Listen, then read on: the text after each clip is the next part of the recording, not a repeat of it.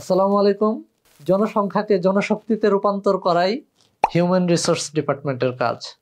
আজকে একটি গুরুত্বপূর্ণ বিষয় নিয়ে আপনাদের সামনে হাজির হয়েছি। একটি প্রতিষ্ঠান চালাতে গেলে অবশ্যই প্রতিষ্ঠানের ডিসিপ্লিনটা সবচেয়ে জরুরি। এই ডিসিপ্লিনটা কিভাবে মেনটেন করব, আর ডিসিপ্লিন যদি ব্রেক হয়ে যায় তাহলে কিভাবে আমরা ডিসিপ্লিনারি অ্যাকশন এবং ডোমেস্টিক ইনকোয়ারি করব, সেই বিষয়টি নিয়ে আলোচনা করব। আমরা জানি বাংলাদেশ শ্রম আইন 2006-এর 23 ধারা এবং 24 ধারায় এটা বলা আছে। এবং আজকে যদি একটু সংক্ষেপে আমরা বলি, বাংলাদেশ শ্রম আইনের 23 এবং 24 ধারা মোতাবেক ডিসিপ্লিনারি অ্যাকশন নিতে গেলে আমাদেরকে যে বিষয়গুলো সবচেয়ে গুরুত্বপূর্ণ, যে বিষয়গুলো খেয়াল রাখতে হয়, আমরা কাউকে যদি কখনো কোনো অপরাধের কারণে শোকজ দিতে হয়, প্রথমত হচ্ছে যে কি মিসকন্ডাক্ট করলে আপনি শোকজ দিতে পারবেন, সেই মিসকন্ডাক্টগুলো কি বাংলাদেশ শ্রম আইনের 23 ধারায় বলা আছে। আমরা মিসকন্ডাক্ট, সেই মিসকন্ডাক্ট অনুযায়ী যখন আমরা কোনো ডিসিপ্লিনারি অ্যাকশন নিতে যাব, তখন ডেফিনেটলি আমাদেরকে খেয়াল রাখতে হবে যে আমরা শুরুতেই একটি লিখিত শোকজ দিতে হয়।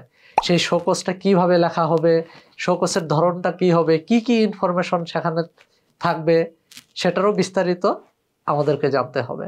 এবং সেই শোকজটা দেওয়ার পর তাকে ন্যূনতম 7 দিন সময় দিতে হয়। 7 দিন সময় দেওয়ার পর যখন উনি একটা লিখিত উত্তর দিবেন, তারপর যদি উত্তরে সন্তুষ্ট না হয়, তখন আমরা জানি যে একটা তদন্ত কমিটি গঠন করতে হয়। এবং এই কমিটিতে মালিক পক্ষ এবং শ্রমিক পক্ষের সমান প্রতিনিধি নিয়ে গঠিত হয়। মালিক পক্ষ থেকে প্রতিনিধি সর্বনিম্ন 1 জন, সর্বোচ্চ 3 জন দিতে পারবে। অর্থাৎ উভয় পক্ষের প্রতিনিধি মিলে এটা 6 সদস্যের বেশি কমিটি হওয়া যাবে না, সর্বোচ্চ 6 সদস্য। কমিটিটা উভয় পক্ষ থেকে ফরমেশন হয়ে গেলে এবং কমিটির মেম্বাররা যার জন্য তদন্ত করা হচ্ছে তার চাইতে নিম্ন পদস্থ কেউ হতে পারবে না, সমান অথবা তার ঊর্ধ্বতন কোনো কর্মী বা কর্তৃপক্ষ হতে পারবে। তারপর তদন্ত অনুষ্ঠিত হবে। তদন্তের জন্য আমাদের কোন কোন জিনিসগুলো খেয়াল রাখতে হবে, কি আমরা লিখতে পারবো, কিভাবে তদন্তটা লিখতে হবে, এটা বিস্তারিত আমরা আমাদের এই ট্রেনিংটাতে জানতে পারবো। তদন্ত যখন হয়ে যাবে, তারপর হচ্ছে যে তদন্তের রিপোর্ট সাবমিশন। তদন্তের রিপোর্ট সাবমিশনটা করতে হবে। তার আগে তদন্তটা যদি মেজর মিসকন্ডাক্ট হয়ে থাকে, আপনি সাসপেনশন পেন্ডিং ইনকোয়ারি করবেন নাকি শুধু ইনকোয়ারি করবেন, সে কাজেই থাকবে। যদি গুরুতর অপরাধ হয়, আমরা অনেকেই সাসপেনশন পেন্ডিং ইনকোয়ারিটা করে থাকি এবং যিনি অভিযুক্ত তাকে সাময়িকভাবে সাসপেন্ড করা হয়, যেটা সর্বোচ্চ 60 দিন পর্যন্ত তাকে সাসপেন্ড করা যায়। এবং আমরা জানি যে এই তদন্তটাও 60 দিনের মধ্যে শেষ করতে হয়। যেদিন আমরা শোকজ লেটার ইস্যু করলাম, সেদিন থেকে তদন্ত কমপ্লিট করে তাকে লেটার ইস্যু করতে হবে এই 60 দিনের মধ্যে। তো যেটা বলছিলাম যে আমরা যদি তদন্ত শেষ করে তারপর তদন্ত রিপোর্টটা সাবমিট করতে হবে ম্যানেজমেন্ট বা যথাযথ কর্তৃপক্ষের কাছে। সেখানে উনি দোষী প্রমাণিত হয়েছেন কি হননি, সেই তদন্ত রিপোর্টেরও বিস্তারিত একটি ফরম্যাট আছে, কিভাবে তদন্ত রিপোর্টটা লিখবেন, কি লেখা যাবে, কি লেখা যাবে না, পানিশমেন্টের ব্যাপারে আপনি কি রিকমেন্ড করতে পারবেন না করতে পারবেন না। আমরা জানি তদন্ত কমিটির যিনি মেম্বার থাকেন উনি পানিশমেন্ট রিকমেন্ড করেন না, উনি শুধু তদন্তটা উনি অভিযুক্ত যিনি দোষী প্রমাণিত হয়েছেন কি হননি।